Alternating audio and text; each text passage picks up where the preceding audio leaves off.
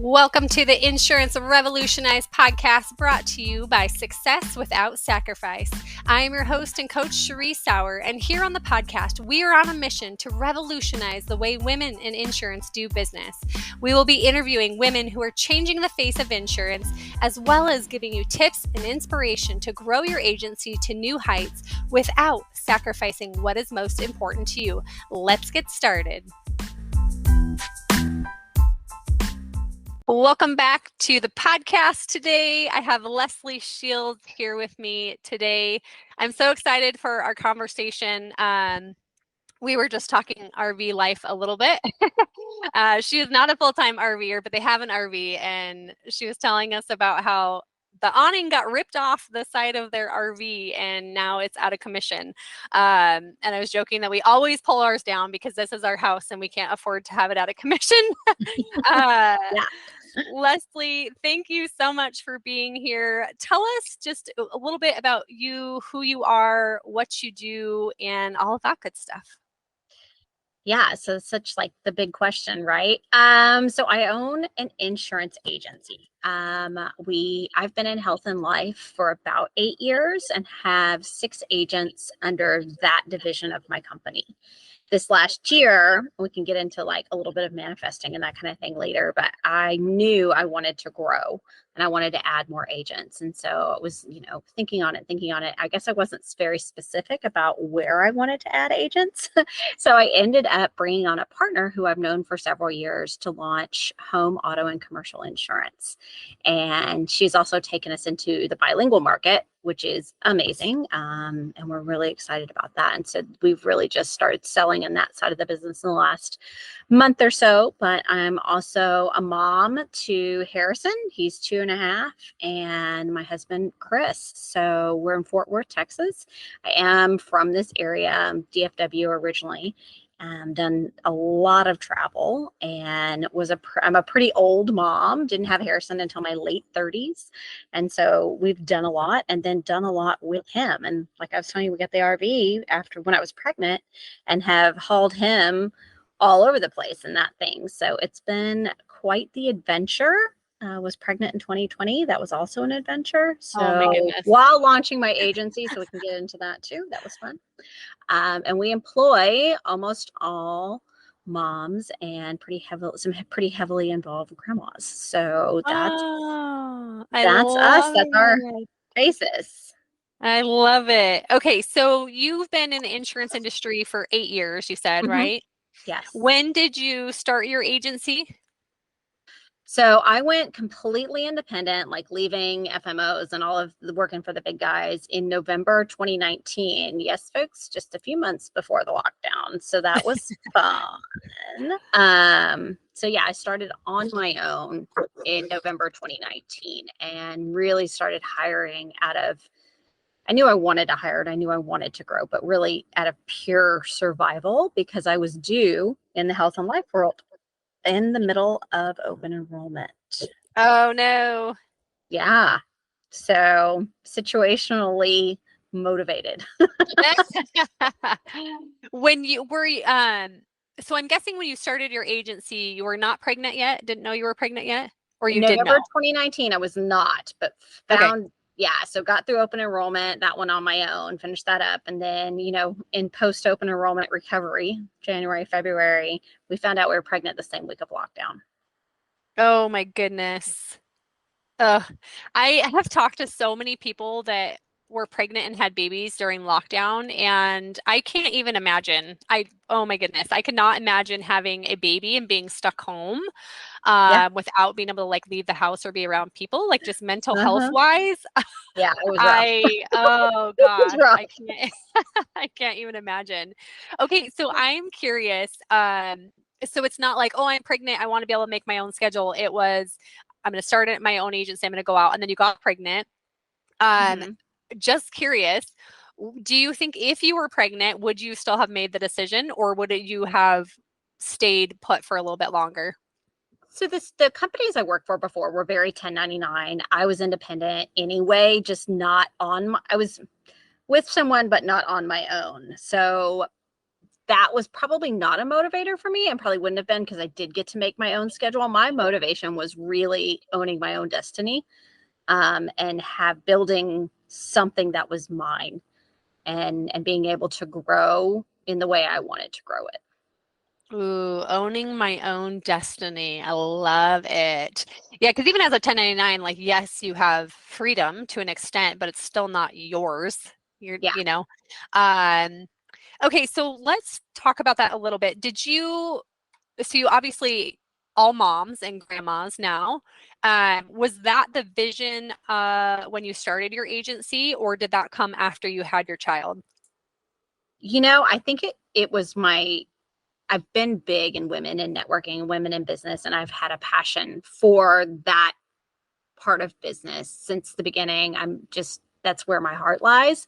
And so my sphere of influence around me was all working moms anyway. And so when I went to go and source, and talk to people and find the right people, put the right butts in the right seats, they're automatically who I went to, because they were in my world, kind of already. So I think that once we started, it naturally grew and started paying attention to what was really working. And as we grew some more agents, who were we recruiting? And then just starting to see who was the best fit culturally, it really morphed on its own. Very cool. So you said that out of survival, you Yeah. had to hire somebody. What did that look like? Did you hire just one person to start with? Like, who did you hire? What did that look like?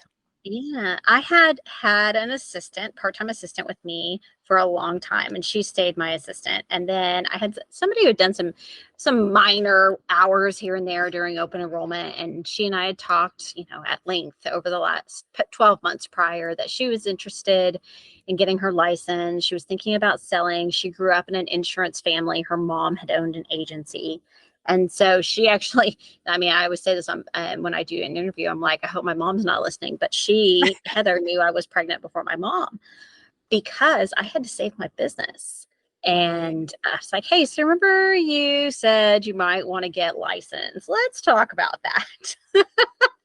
And then our next hire, we were pushing out, and she's like, this is a lot, Leslie. I think I'm going to need some more help than, just me. You're going to be out of commission, and I'm going to need more. And so it was summer 2020. We're pushing out, hiring for agents, and it really was a good fit. Our next hire was actually a friend of mine for the past 20 years. We hadn't seen each other in 10, but Facebook, social media, you're still connected. And she's one of our top producing agents now, who had never been in sales before and had the same HR job for 15 years. And now she's crushing it. I And love able it. to, she has 4 kids, and able to pick up and drop off, and she doesn't have to commute for an hour and a half in Houston traffic. And that kind of started COVID kind of started our virtual company, because she was in Houston and she worked an entire DFW book 3 or 4 hours away. And it didn't matter, because everybody was, obviously not seeing each other in person anyway. And COVID in that virtual environment launched us, I think, into a place where people were very comfortable and accepting of, Zoom meetings and that kind of thing. So you guys are completely virtual. All of you We are are, completely well, we virtual, is have that an right? office, and my partner for the PNC side of the business, we use it occasionally. But even those who live around us Zoom into meetings. And I'll tell you, last week on our team meeting, we had 4 babies. Oh my goodness. I love it. We Love had it. 4 babies on our team meeting, because we've got 2 of our brand new agents, are young moms. My business partner has a little one, and then one of our assistants she just came back from maternity leave herself. And so I think, while some people would think, oh my gosh, how do they do that? How do they get things done? Choosing the right women with the right motivation, that has never been a problem. Yeah, it's really interesting that you say that. So I used to coach mompreneurs, and we would all, and for that reason, because it's like, it's okay if you have to bring your kids and your kids are, hitting on your keyboard, and like, we get it. We're all moms here. Yeah. Although, I found like some mompreneurs, it was like one toe in, they weren't fully invested. Yeah. And, Yeah. in this type of situation is a little bit different because, there's some level of like guaranteed income, right? And I don't know, are your agents commission based, or are they They're commission salaried, or only. They're all okay, commission so only. they have to Yep. work in order Yeah. to, but they know if I work and I get this money, then I get this amount of money. Whereas some of the moms I was working with, it was, coaches and stuff like that, and you can't really control your income all the time, and so that made it really challenging, sometimes for people to really like show up for themselves and really to like invest the time, not knowing what was going to come on the other side. But with this, like, if you work, there's commission on the other side of that. So, yeah, exactly. and Especially that's what allows for. Go ahead. We've partnered them with mentors that are on our team that are doing really well. That's so really smart. Okay, right. So how many agents do you have?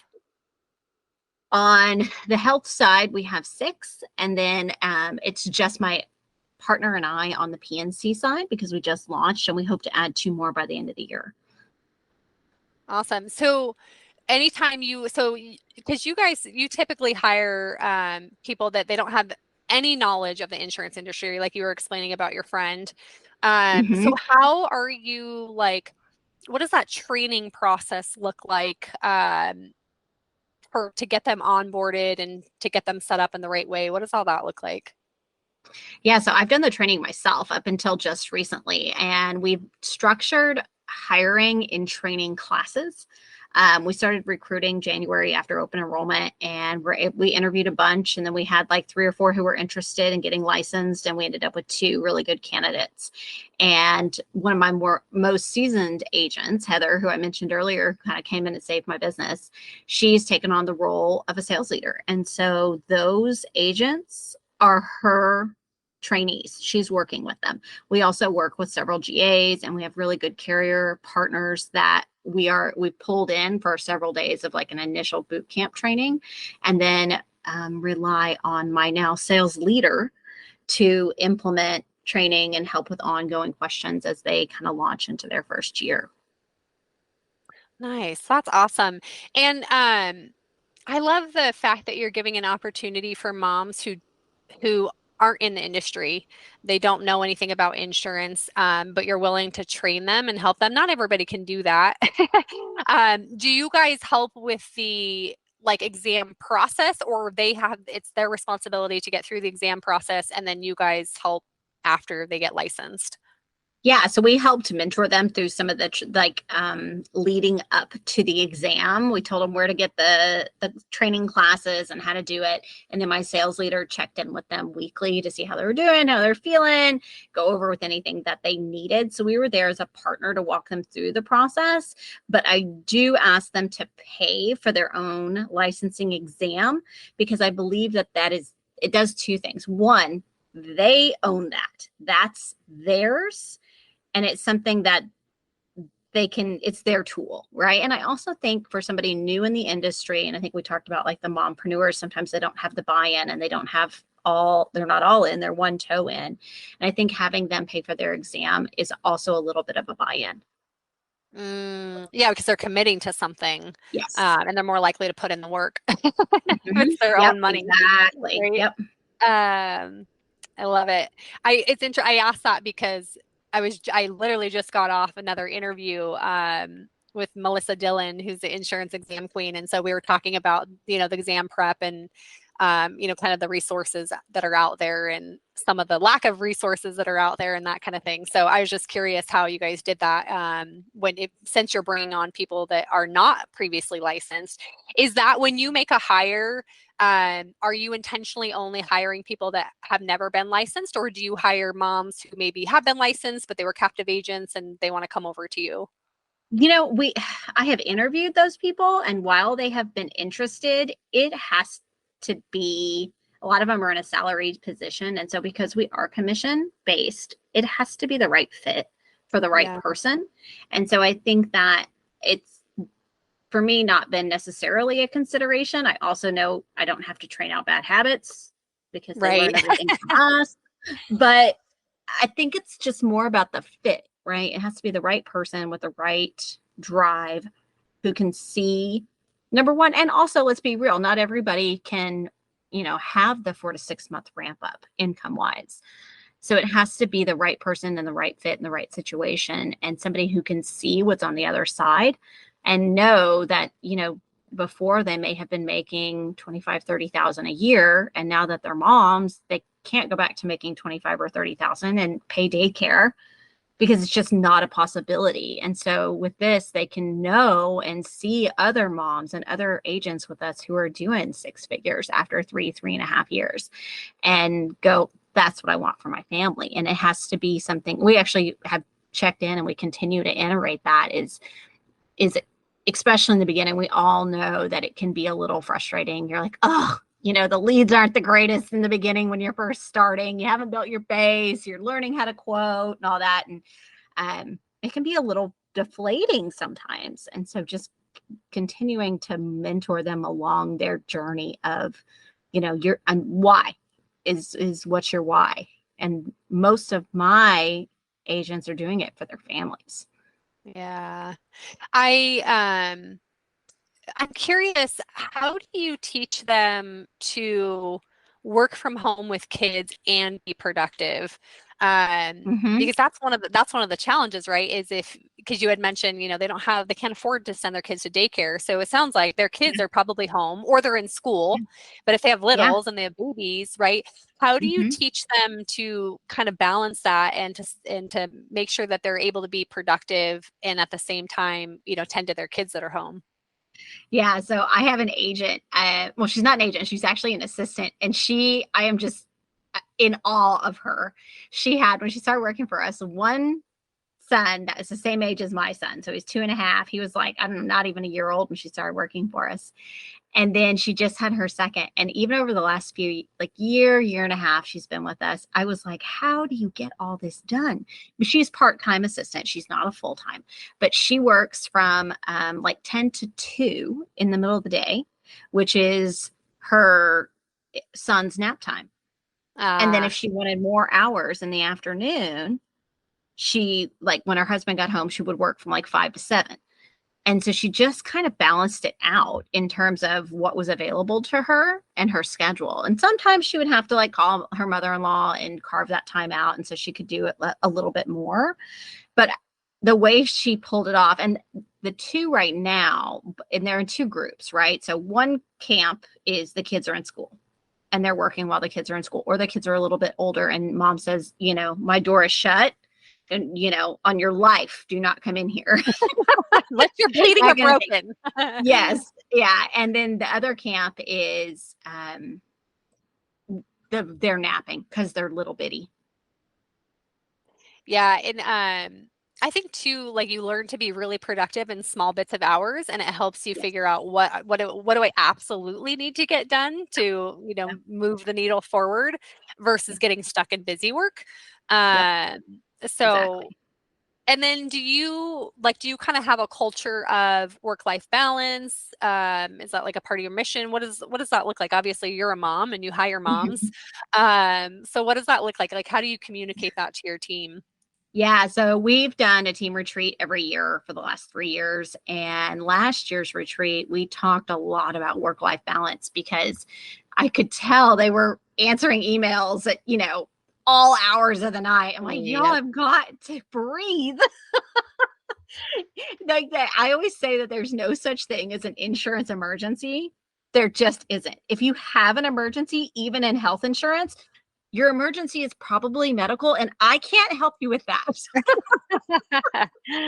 And so just teaching them about boundaries. We're huge. We use time blocking. We teach time blocking. We teach boundaries. We talk about discovering your boundaries, and learning to set them with clients and empowering our agents to set those. Because I think sometimes people are scared to set boundaries. Like, oh my gosh, I don't want to feel like I'm being mean. I'm like, you're not, and then letting them know it's not being mean, it's setting boundaries and having respect for yourself, and not if you let clients push you, you will be pushed. Yeah. Yeah. I love that you are not only like leading by example, but you're actually saying, here are tangible tools to make this work.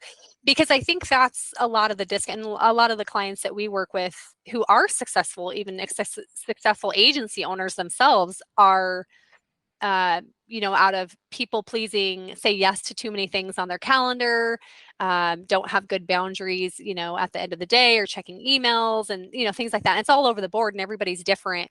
But you just said, they're afraid to like set that boundary, and empowering them to set that boundary. Sometimes women they don't need permission, but they need permission, right? They need permission. They need to be taught how to do it, because we're in such a society of women are just servant leaders anyway, and they're used to serving and helping, sometimes to our detriment, that it ends up affecting our own well-being. So I love that you do a retreat. I host retreats. I love retreats. So when you said that you guys do team retreats, that made me so happy.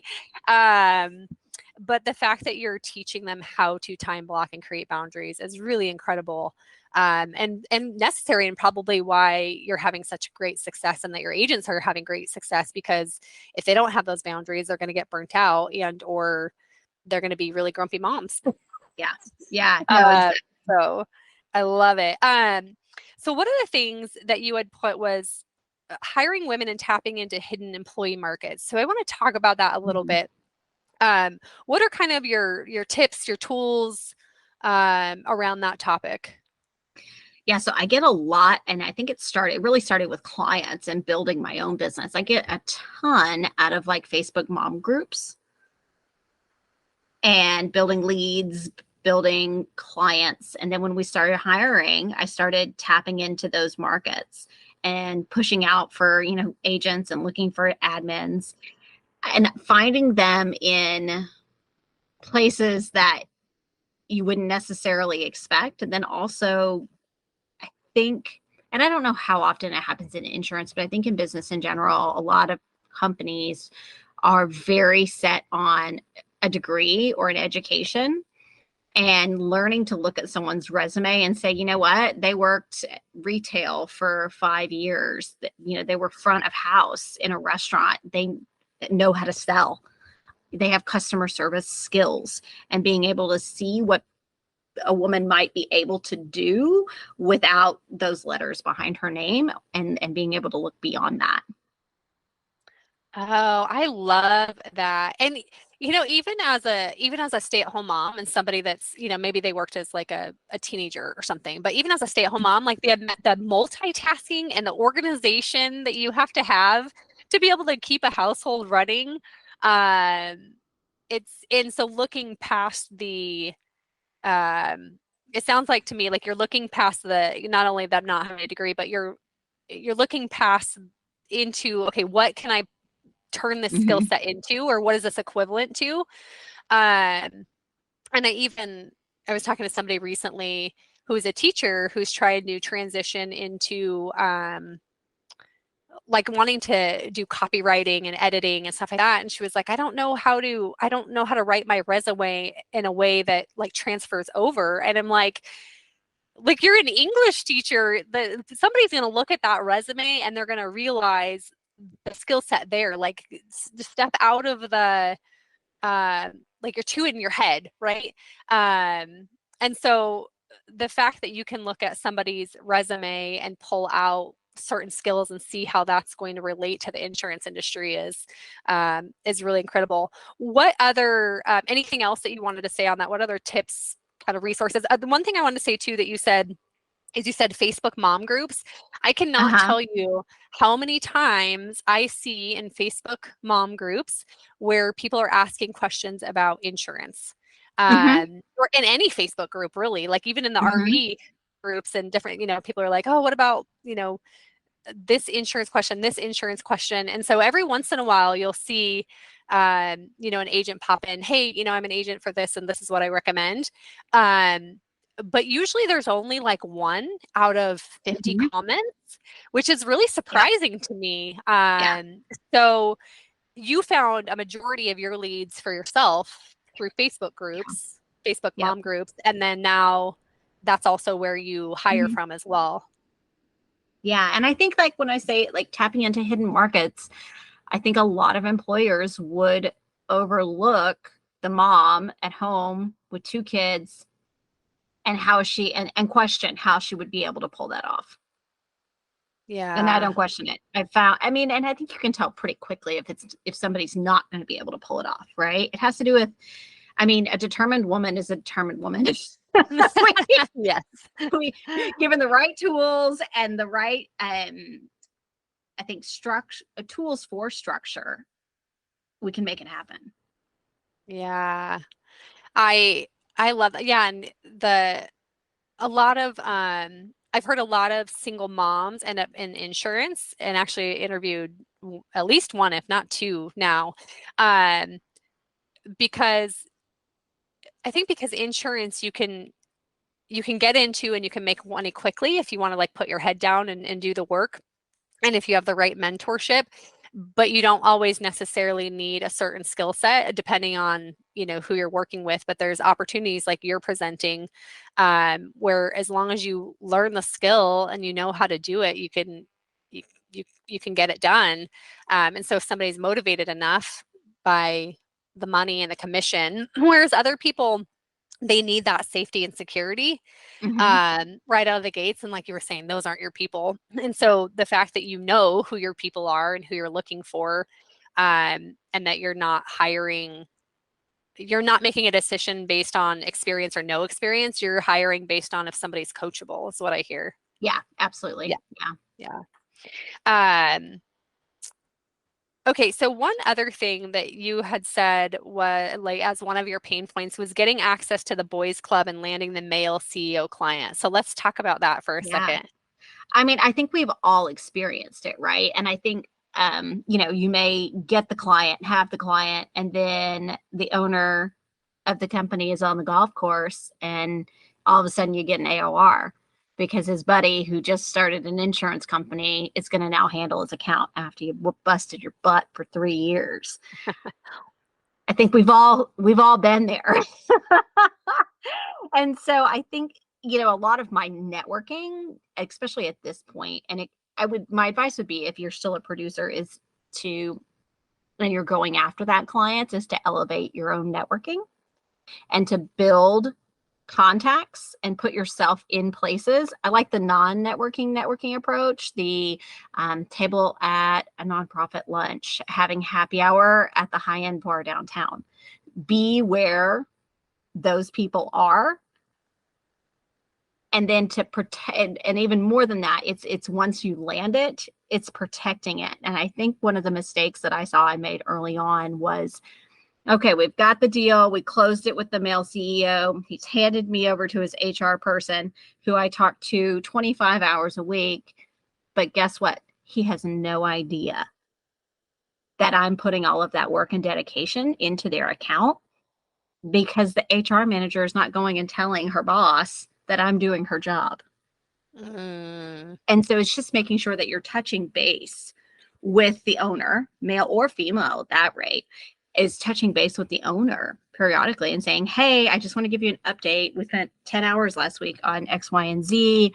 I hope it solved your problem. We seem to be working seamlessly. Thank you for your business. Yeah, and I think kind of back to the like relationship building, and you mentioned the golf course is Mm-hmm. people do business with people they know, like, and trust. Yes. And I think that's sometimes why it's hard to penetrate that old boys club because Mm-hmm. they are out on the golf course and traditional marketing. Like my husband, he had worked in, he worked with vendors. He was in the grocery industry, and they would, um, take him on fishing trips or retreats or different things like that, or golfing, and they would pay for them to go, and that was like their marketing dollars. Mm-hmm. And so versus being a female, and sure, if you golf you can do that, right? But figuring out a way to navigate around that and Mm-hmm. figuring out how to build and maintain that relationship. And with women, we can network with women a little bit easier, but networking with men is a little more challenging unless you're in some of the networking groups that are men and women, but like you said, that old boys club, it really comes down to relationships. Mm-hmm. It is relationships. And I think that the best way to get to that target, the boys club, bust the wall, get to the male CEO, is through your relationships. So whether it's a financial advisor that you have a good for health anyway, right? And it's, different lead sources for the PNC side, but it's the financial advisor that sends me referrals all the time. It's going to be, and really, we all know that those are the relationship referrals are better leads and better clients anyway. And so that the relationship seems to be the key to landing those clients. Yeah. Yeah. So I'm curious, well, and you had mentioned like, going to the, I don't know if you said it was the bars, but the higher end places Yeah. where those people hang out. Mm-hmm. How do you find those places? Like, how do you know where those people are hanging out? How did you figure that out? So for me, it's checking out. So we live pretty close to downtown Fort Worth, and there are a few places that are a little bit higher end that have very popular happy hours. Eddie V's has a really great happy hour. There's a place here called Grace. They have a bubble hour, and you'll find that a lot of people who are working in your city center, that's where they're going to go after work for the happy hour. I also was not necessarily for landing the CEO client, but in terms of networking, if there is an industry specific that you want as a target and you're going after it, one of the things that my husband and I do is we look at which conventions are going to be downtown at our convention center.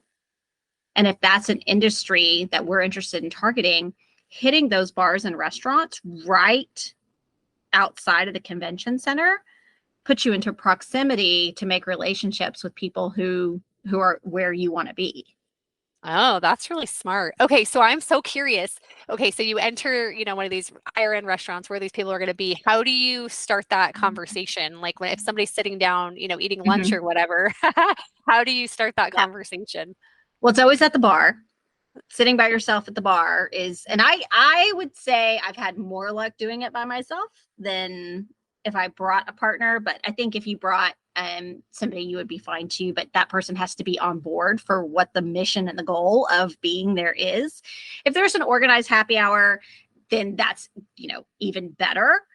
But if there's not, I can walk into the bar at Grace, have a seat. There's almost always 3 or 4, especially happy hour at a popular place, 3 or 4 other people sitting there, often by themselves, and just striking up conversation. Interesting. Very interesting. I've never heard anybody talk about that before. I mean, people go to their, your typical networking events and things like that, but that's really smart, especially you're in a big city where Fort Worth is like one of the top destinations for all the conventions. So, yeah. And I would think that even in smaller cities, there's, if it's a country club in town and you can pull off a membership, then the country club in town is going to be where a lot of people are going to be. Yeah, and there is a country club here actually. Spokane, Washington is it's not a huge city, but it's not a small city either. We're not like super rural. But there is a Spokane club, and that is where the higher end people hang out. For sure. Not as many like conventions drawn here. I mean, there definitely are some, but not like what you would see in Fort Worth. But yeah, I think that's all those are all just really good like nuggets for people who are listening and trying to, get those leads.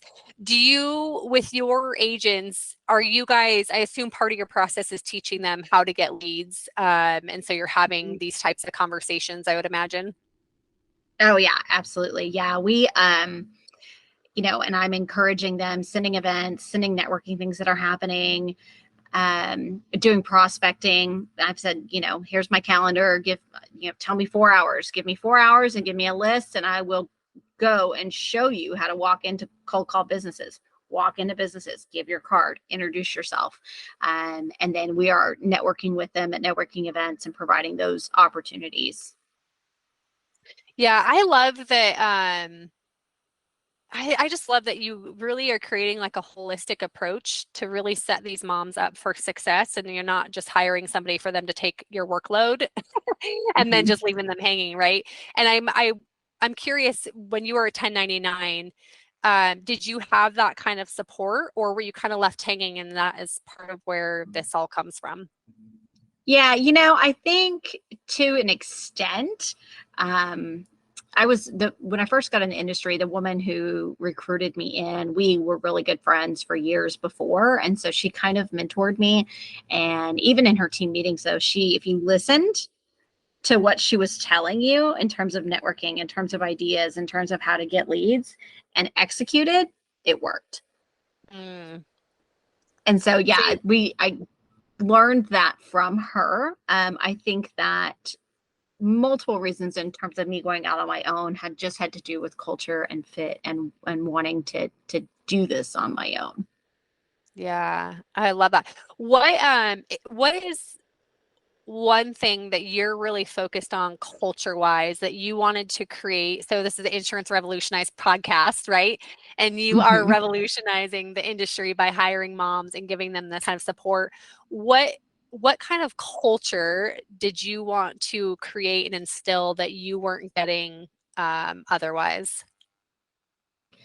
It's about relationships, even within our team. I think where the company I left had the women who worked together, yes, there were men and women on that team, had gotten so catty, and there was so much competition, and it was just very ugly. It was an ugly culture and an ugly environment to be in. And so I think for me, instilling in my team, teamwork, we're not competing against each other. We're here to help each other and providing opportunities for them to bond as a team, like our retreat. We do an open enrollment party. We're doing these video calls, video team meeting calls, and doing daily check-ins. We have a daily huddle. And I think just building that camaraderie between all of our agents puts us, and honestly, not putting up with any. We have our values, and if you're not a fit to our values and our mission statement, you don't need to be on our team. Yeah, I love it. I love this conversation has been coming up a lot, but like understanding your values and leading with your values, whether it's hiring somebody or it's what clients you're bringing on or how you're leading your company is so important. And you also said the like competition that you're focusing on the team building. And one thing that just kind of like gave me goosebumps as I heard you talking about that is if you are a stay-at-home mom, you go from kind of the workforce to being a stay-at-home mom, and it can be very isolating and lonely. And having that type of community of support, not only for financial reasons, but just to have that kind of support to support you as a mom in life is really incredible. I really love that. I think what you've created is really awesome. Um, and I'm curious, so when you are hiring a mom, are you putting out like positions out there or like a job description and then you're finding people that way, or do you kind of like know who you want to hand select beforehand? So we've had a kind of a combination of both. Some of our agents have come from within my circle, within my sphere. Some of them have been referrals from other agents. And then the two we just brought on, we actually did go out and we're posting in the groups where we already had relationships, groups that already knew who we were, recognized our name, that we were adding to our team, and did do a job description and started we sifted through a lot of resumes and had multiple interviews, and it was at each round of interviews, we put it back on them. It was, hey, here's the opportunity. I wanted to talk to you about it. If this is something you're interested in, the ball's in your court. Please reach out to me next week, and I'd love to set up another meeting. So we didn't chase any of our recruits. We really put it it's a commission only sales position. You have to be committed. You have to have skin in the game. And so we put it back on them. Hey, follow up with us. Hey, could you go and look into this and then get back with me if it sounds like something you want to do? And I feel like we have ended up with some really good recruits. I know all of our hires, we've had a few that didn't work out. I would say that as I've refined my process, looking back over it, the ones that didn't work out, I didn't follow my process. Yes. And having a process for that reason is important, to make sure that you're doing the things that you need to make sure you're hiring the right person. Because it's a lot harder to train and then have to fire somebody and rehire than it is to making sure that you just have the right hire. Yeah, absolutely. Yeah. I would rather get the right person on board to begin with. Yeah. Oh, I love it. Okay, so I know our time is wrapping up here. Such good conversation. Leslie, is there any last thing that you want to say to somebody who's listening? I think a lot of it is, we mentioned at the beginning of the podcast, I'm really big into manifestations, and really just to get clear on your goals and your vision and writing it down and saying it out loud. And in order for it to be real, give it to the universe and take it in yourself for what you are looking for. And whether that's whether you're incredibly successful already and you're looking for that work-life balance because maybe you're recognizing that you're not there, and that could be your goal. I think it's important for us as women to realize that the grind does not have to be celebrated. The hustle doesn't have to be the end all be all. It doesn't mean that you're not successful because you're not hustling, and what that hustle really looks like. And I think a lot of that is what you're doing here on work-life balance. Yeah. And there's a quote by Tony Robbins, and I'm sure I'm going to butcher it, but it's like, success without fulfillment is the ultimate sacrifice. Because a lot of people chase success and they think that, an income number or success is going to be what's going to fulfill them. And in reality, it's not. It's the journey along the way, and hustling is not the answer. And yes, it can create success, but is that success what you really wanted? Is it providing the life that you really want? And so I just love so much that you are creating that within your team and for moms. What an amazing opportunity that you're providing people. Leslie, where can people connect with you? Yeah, so we are theshieldsagency.com. I'm sure you probably have show notes. You could put that in. And then honestly, I'm 39. I decided a long time ago, my ADHD self could only have one social media platform in my life. And so I'm on Facebook, and anybody could reach out to me there, or you can connect directly through our website. Awesome. I love that you have that boundary and you know that about yourself. Again, it comes back to that hustle. Like, you don't have to be on 15 million different platforms to be successful, and you have proven that. So thank you so much for being here today, Leslie. It was such a pleasure to have you on. Absolutely. Thank you. Thank you. For those of you who are still listening, we have a mastermind coming up October 10th, 2023. We are going to be doing one-on-one coaching and a group incubator for agency owners to get to connect and grow together, industry experts. And we are going to be having some early bird pricing for that. We'll have more details coming out soon. But until next time, we will see you then.